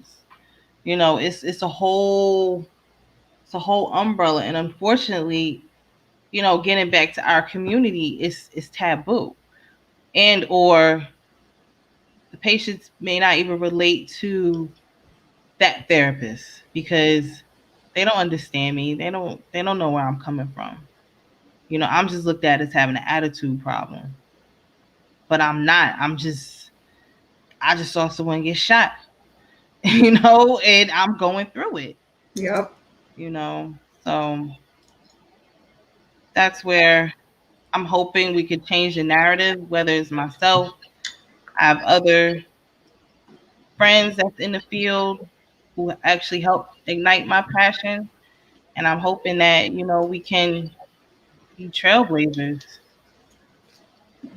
especially with everything that's going on. Like, even with, you know, the racism, George Floyd, Mr. Blake, Breonna Taylor, repeat on social media over and over again. It messes with your head. That's traumatic in itself. But it's not seen as a real mental disorder per se. It's just an injury. Yeah, it's an injury, Mm-hmm. but it's a long-lasting injury. Right. Because I still cannot watch the George Floyd video, and I'm not going to. Yeah. I'm not going to watch somebody die for 8 minutes. Yeah. It's not happening. But unfortunately, it's easy. If you go on like Instagram or even Facebook, you could probably find it. Or or anything else that happened, and that impacts us, believe it or not. It does, because it impacts your psyche. Mm-hmm. And it's very scary. And then you're fearful for your own children. Like, I have a nephew. I'm very fearful for my nephew. Lord knows I am. You know, but I'm fearful for a lot of people. Yeah. Even for myself. You know, I mean, I got the degrees, credentials. I don't have a criminal record. I'm very polite. But if I go in certain towns, if I see a cop car behind me, I'm like, oh crap. You know, when I'm in, especially shout out to Clark, shout out to Parsippany. Those are the two towns where 2 squad cars came up, and you know, they looking on the side. I'm like, I ain't got nothing. But that fear, you know, it's scary times. It's very scary times. It is. And we shouldn't have to be that fearful. Right. Right? Like, I mean, I work on my attitude, you know what I'm saying? But I know for myself, I'll never forget one time I got pulled over. I was literally right in front of my sister's house. The cop followed me off Route 15, because at that time she lived in Sparta. And Sparta. See, I worked in Morris County, so I know. That cop followed me right off of Route 15 all the way until I got to in front of my sister's house to ask me for my license and registration. I was like, what do you need it for? Mm-hmm. Why are you stopping me? Mm-hmm. Ma'am, I just need it. I was like, you don't need anything. Tell me why you're stopping me. And you know, my mouth could really get me in trouble. So I am really working on all of that. But the fact that you think that you don't have to tell me why you're stopping me, when by law you have to tell me why you're stopping me. Right. And then you want to take my information, run it, and then come back and say, well, did you know your tail light is out? I was like, how the hell? And I said this to him. I said, how the hell would I know my tail light is out if I'm driving? Oh, I've heard that excuse in Parsippany. And then I took the car to the mechanic the next day, right? Because he gave me a ticket for the taillight being out, but said if I get it fixed, then I can just go to court and show them how to fix it, and the ticket will get thrown out. Mm-hmm. I go to the mechanic the next day. He's like, your taillight is not out. Mm-hmm. I was like, no, Jeff, check that taillight, because dude really stopped me right in front of Jesse's house telling me that it's out. He was like, Nakia, your tail light's not out. I was like, take a picture of it. Mm-mm. You go back there and you take a picture. I'm going to press this good brake. And that's what he did. So I know I have to work on my mouth. because it's not, I'm right. Really, but in today's time, right? Like this was like over 5 years ago when that happened. So, we wasn't, out there like that, right? But now in today's times, I don't know. I get pulled over and be like, why? Next thing you know, I'm getting pulled about the car, probably shot or something because you asked the cop why. Right. And then it becomes a justifiable murder. How is that possible? You know what I'm saying? So, it's crazy. It is. It's crazy. And these are the things that we now have to think about. Like, I ain't even gonna hold you. I don't miss driving like that. Like, I literally only drive if I have to go to the store, right? Mm-hmm. Go work out, whatever, and I'm in the house. That's it. Mm-hmm. I don't miss it. Yeah. Because I don't have time. My nerves are bad. I don't have time, and I know my attitude. And if I feel like you're unjustly pulling me over, I'm going to ask you, why did you stop me? Right. What's the point? Yeah. But we have to, as they say, well, you just need to be quiet. I don't need to do And even nothing. if you're quiet, that's not helping. The young lady in Texas, she was playing, I forgot her name. She's playing video games with her nephew. Right. House. Right. And was murdered. Right. So it's like, it's scary times. I mean, even with my job, I have government plates. I've been followed with government plates. I'm like, I have government plates. Seriously? Mm-mm. All right. Do what you got to do. And it's just, we are in a time now where we feel unsafe and we feel unprotected and we feel uncovered. Right. And that's a problem. Mm-hmm. And with that problem, it can cause mental health disorders. Yes. And that's why it's so important going back to talk to someone who can understand. Because everybody else would be like, oh, what's the big deal? Like you said, just be nice to the cop. You'll be all right. And sometimes you can be just as nice as can be and still end up 6 feet under. Right. And I think that it's important now that we begin to discuss how we feel. And that's why I wanted to discuss mental health, mental wealth. Are you really okay? Are you okay? Mm-hmm. You know what I'm saying? And sometimes we need to ask ourselves that question. Are you okay? Yeah. And it is okay to not be okay. Right. We don't have to be strong 24/7. No, everybody has a breaking point. Everybody. And right now, I do feel that our community at large is at a breaking point, but we can't be broken. There's a difference between being at a breaking point and being broken. And, while some of our hearts really are broken over these situations, but we're not a broken people. So therefore, if I'm at a breaking point for myself and for as our community is concerned, then I'm going to say that we're also at a turning point. We're at a pivotal point as a whole, that we need to be able to discuss how we feel, but then we also need to be able to strategize and mobilize and use how we feel as a passion to ignite the change that we want to see. And part of that change that we really want to see is on that good voting day, we need to be out there. If you don't get your mail-in ballot, then you need to go stand out there. Listen here, if we can march, we can stand in line. Oh, I'm running. Hello. 6 a.m. I'm out there. Listen here.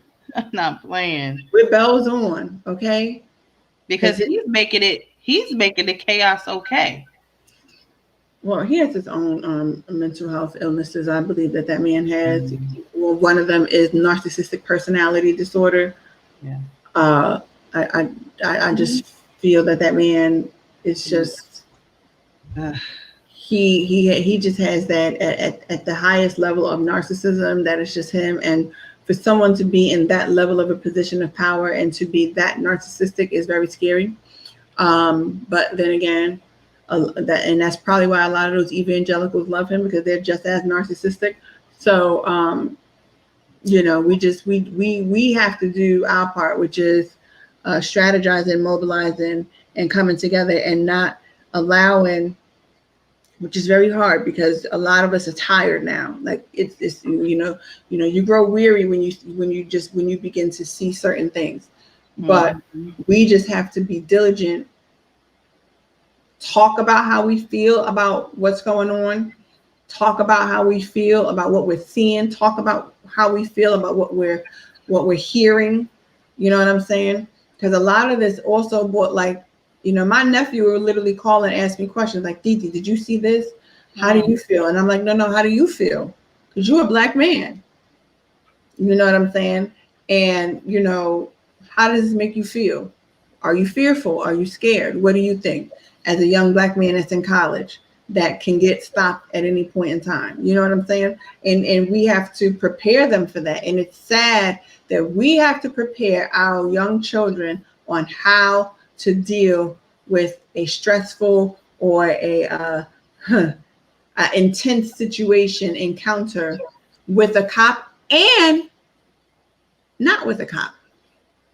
Because you have these vigilantes that think that they can be police and enact justice in their own way.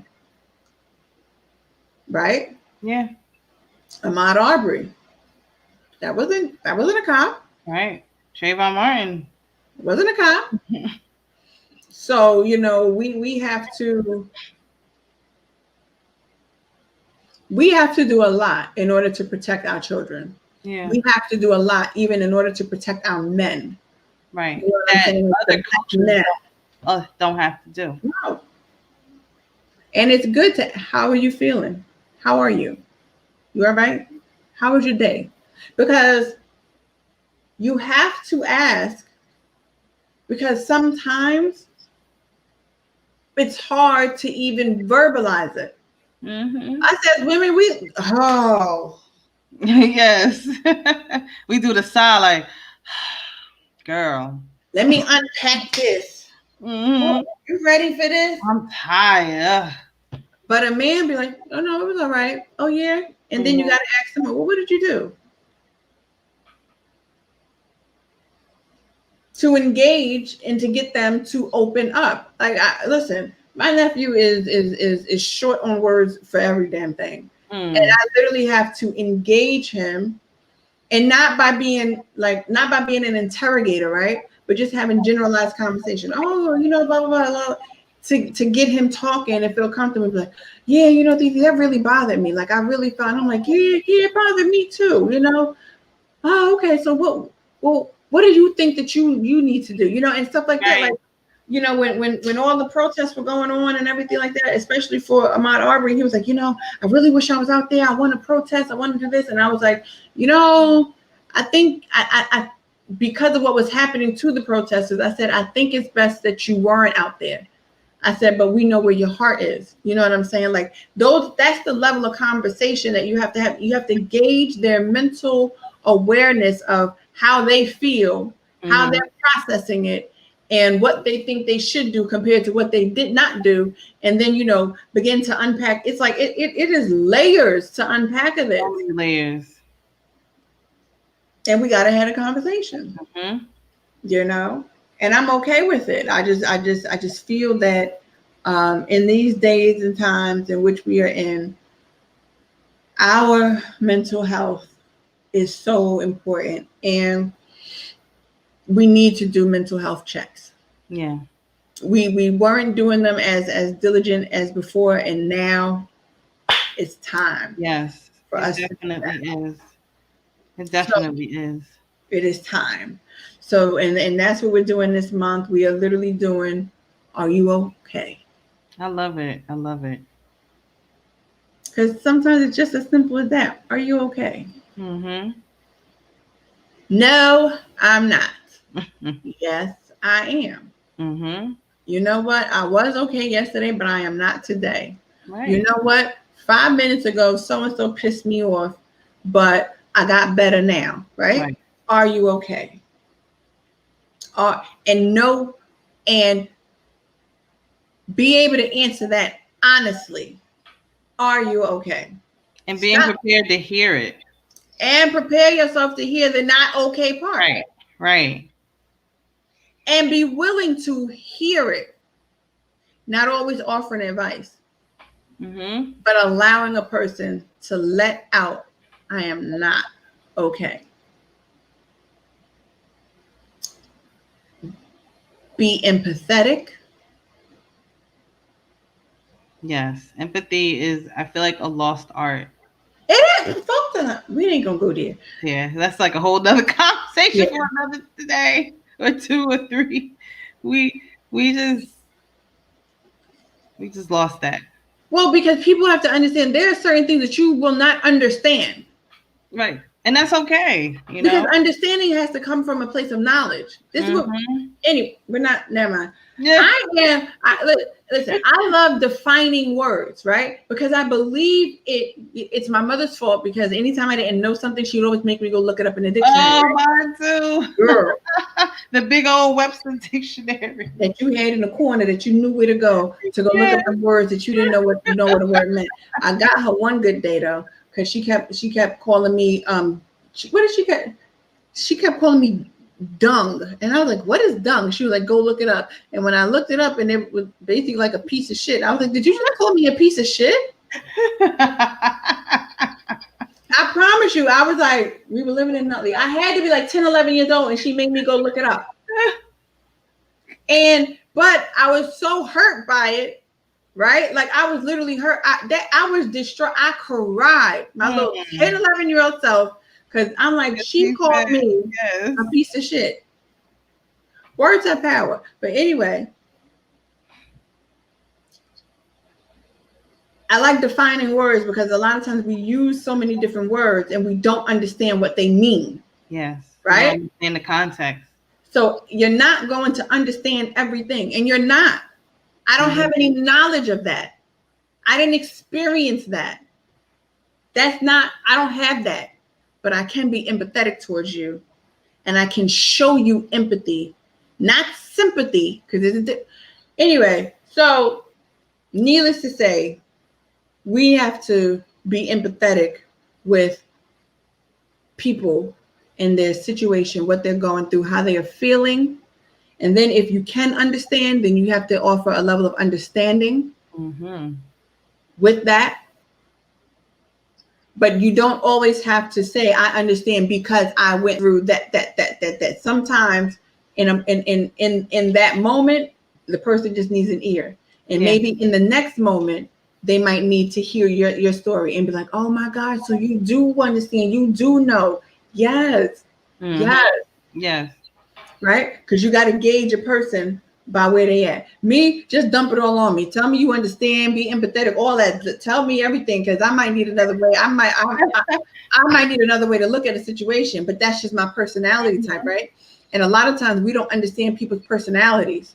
So because we don't understand people's personalities, we don't understand how we are to listen to them. Yes. Because your personality and my personality are two different personalities. So I might need that general interaction as I'm speaking. Because I am that person that needs that. Like, I need you. You heard me? You understand? Well, what you got to say about that? That's me. What you got to say about that? But somebody else, they be like, I want to hear what you got to say about it. I just want you to let me vent it all out to you. And then you got these little warped people that went, don't be nobody's garbage dump. I'm not. What I am is a listening person that's going to listen to them. And I'm not going to take it in, because the only way how someone can dump garbage on me is if I allow it, right? Right. But if I know how to be a friend and I know how to listen, then I know that they're not using me as a garbage dump. They're using me as a friend to listen. We know the garbage dumpers. They out there. Some of y'all garbage dumpers. Don't act like you're not. Say word. But the garbage is not necessarily you telling me how you feel about a situation. The garbage be all that other gossip and foolery that the folk love to do. That's the garbage. It has nothing to do with you expressing to me your emotions and your feelings concerning a situation. That is never I am tired of hearing people say it. That is part of a toxic culture of communication that really needs to be eradicated, because you cannot tell me that because someone is expressing to you their feeling and their deep emotion that's garbage. It is not. They are not depositing trash in you, and if that's how you feel, then you definitely are not a listening friend. No, period. You don't have that quality. Okay, now back to what I was closing with, because I feel like I've been closing for the last hour and ain't quite get there. Once again, I'm on my Baptist preacher crap, because the good Baptist preachers close about 50 times within an hour, and then they finally get to their closing remark, and you done walked out. In closing, this is why we are talking about mental health, mental wealth, because it is imperative that we begin to unpack and we begin to understand that it is okay to not be okay. And it is important that we begin to actually listen and respond to, are you okay? Yeah. Listen and respond honestly to, are you okay? Yeah. Because a lot of times we don't listen out for the question, are you okay? And then we don't respond honestly to, are you okay? Right. And guess what? If they ain't want to listen to the are you okay, they shouldn't ask the question. How about that? Facts. Don't ask if you don't want me to tell you how I really feel. Right. Am I okay? No, I'm not. And you want to know why I'm not okay? The fruit fly flew down my shirt. I had a little experience. Okay. I am not quite there today. Okay. I went outside. I went to the store. I came back. Somebody was parked in my parking spot. This actually did happen to me yesterday. They was parked in my parking spot, and I had to sit outside beeping a horn for 15 minutes. No, I'm actually ticked off. Oh no. So don't ask me if I'm okay and you don't want to hear my non-okay self or my okay self. Yeah, girl, I'm good. I had so-and-so because so-and-so, and I'm good. I'm this and the third. Yeah. Be ready to listen to it. Right. And if you're not, don't ask people, are they okay? Period. Don't ask them. Because you're actually doing them a disservice, because they might think that you genuinely care whether they're okay or not. And you're trying to brush them off. And here you come with the brush of, oh, okay, girl, well, I gotta go. I'll speak. Okay, sir, I gotta. Oh, no, that's rude. Very. So we need to learn how to not ask questions that we're not prepared to hear the response to. Okay. So that's Tiffany said, block them in next time. Girl, it was girl, it was a whole moving truck. You hear me? The folks be moving out of here in the middle of the night. If they don't want to move during the day, never mind. Folk, and you want to park. And you know what? No, it ain't my fault, because I'm not owning that. Because I picked the closest spot to the door because I was not trying to walk all a long distance. So what? It's okay. And don't just tick me off, yeah. And here I am rushing to get in the house because I had to do somebody else's show last night, rushing to get in the house from, doing our good hip hop step, rushing to get in the house. And here I am. I got to say, beep, baby. And the crazy part about it, the super knows, because he tells me all the time, girl, you serious about that parking spot? People say you be out there. I sure am. Because stop parking in my spot. Annoying my whole nerve on it. 8:15 in the evening and you out. No. You're not supposed to move out during them times anyway. Anyway, that's not the point. I'm sorry, y'all. Y'all know I could go off on a good tangent because the folks be under my good skin.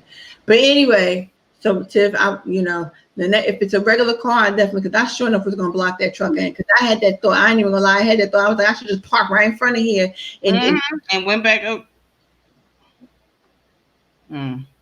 Anyway, see, I processed through my anger management. I didn't do that part. I let them come and move the truck. I had to process through it, but they pissed me off though. But anyway, this is what we're discussing this month. Mental health, mental wealth. Are you okay? Thank you so much for joining me today. Yes. Thank you. Thank you for having me. I appreciate this. I was nervous. I was like, but this is a very important conversation we're having, and it's not going to be the last.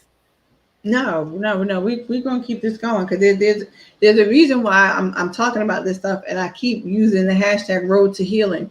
Yeah, I love that hashtag.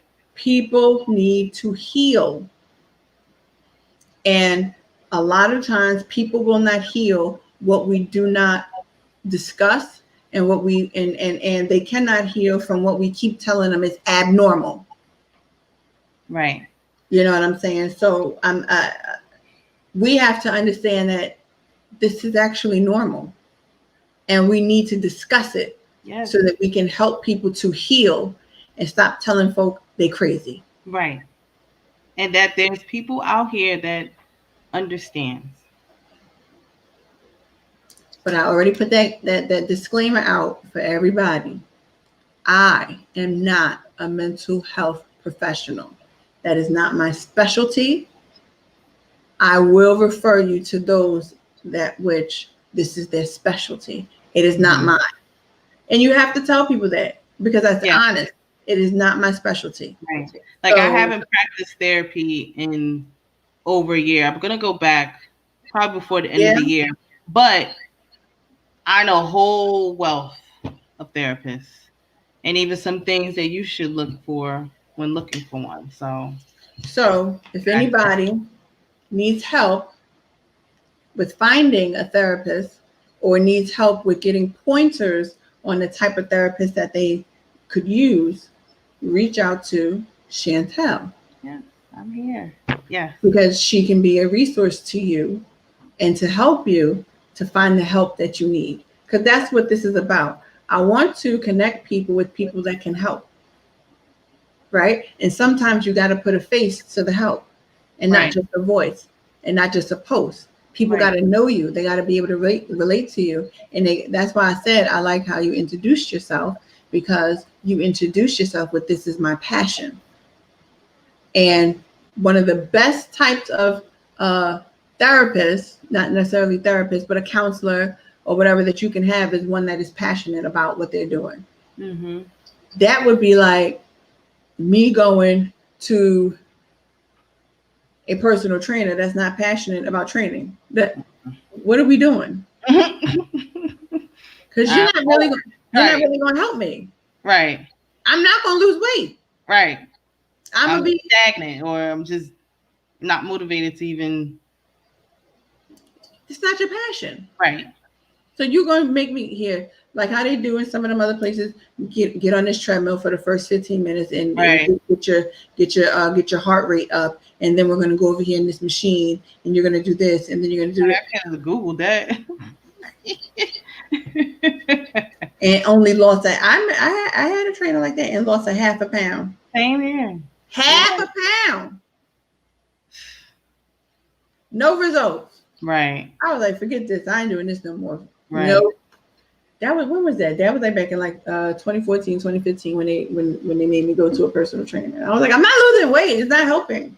Right. Whatever. So but the one we devil disc. Those little sliders. But that's the difference with going to someone that's actually passionate. Right. Shout out to Zoni and the fitness. Yes. Because he is passionate about his training, okay? I be wanting to strangle him sometimes, but them sliders. Now y'all gonna run those out of 100. Run what? I don't run. The Bible says only a fool runs when he's not being chased. 3 sets. The good book says only a fool runs when he's not being chased. You making me go against the word, sir? Right. The word is true. Right. That's what I was happy we wasn't. I'm like, what? Run outside? No. She doesn't run outside. Okay. Listen, but I run for Jesus. Okay, that's it. Right. But anyway, but what I'm saying, Chips and Slice, they took us both out. But what I'm saying is that is the difference between going to somebody that is passionate and going to someone that is not. Yes. And you see different results. So I like your passion about what you're doing. Okay, because that is when you see the actual results of what you're doing. You see it. So I'm going to tell you, ma'am, embrace it.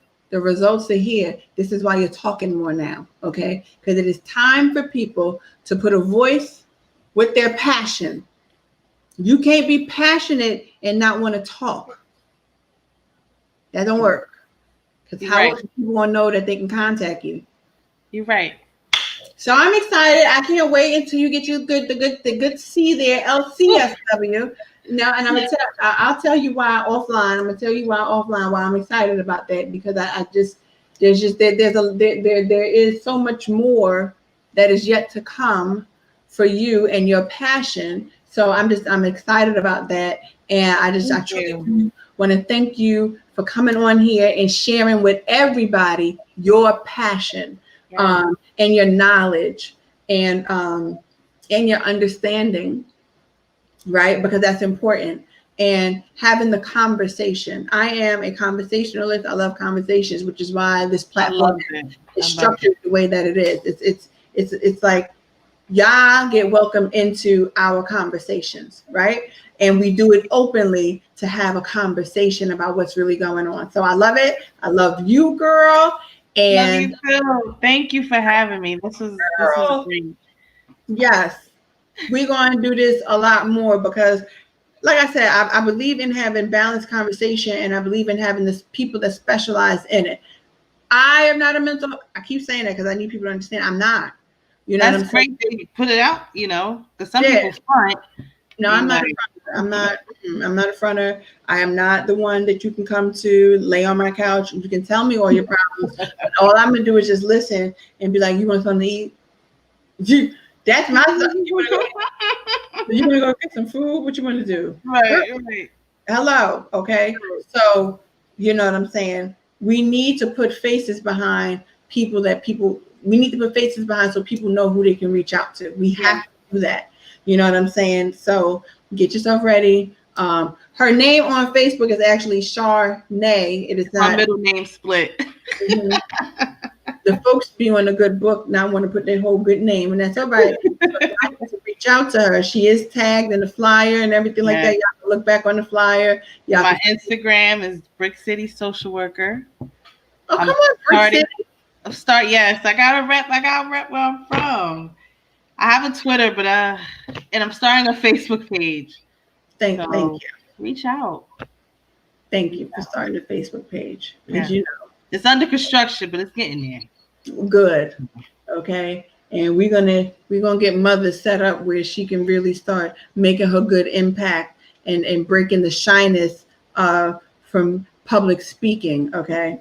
Because this is where we at. We're in this virtual world, and you got to get your. We ain't got a choice. That's right. So thank you, girl. Thank you. Thank y'all for watching. Thank y'all for listening. Everyone.